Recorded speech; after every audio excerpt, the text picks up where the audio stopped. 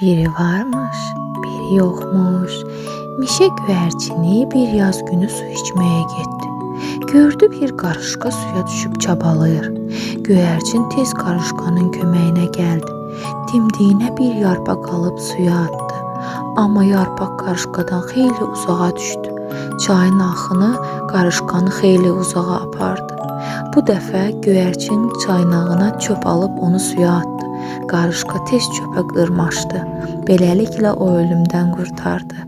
Sahilə çıxanda qarışqa göyərçinə dedi: "Məni ölümdən qurtardın. Bir gün olar mən də sənə kömək edərəm." Göyərçin qarışqanın sözünə güldü. "Sən çox kiçiksən, mənə necə kömək edəcəksən?" Göyərçin uçub getdi. Həmin vaxtdan xeyli keçdi.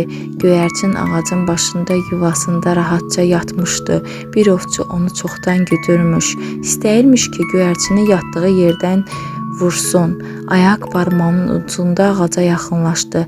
Tətiyi çəkmək istəyəndə qarışqa ovçunun boynundan bərk dişlədi. Ovçu tətiyə çəksə də göyərçini vura bilmədi. Tüfəngin səsinə göyərçin oyandı. Qarışqanı gördü və dedi: "Çox sağ ol dost, yaxşılığa yaxşılıq deyiblər." Əziz uşaqlar, hər zaman yaxşılıq edək ki, yaxşılıq görək.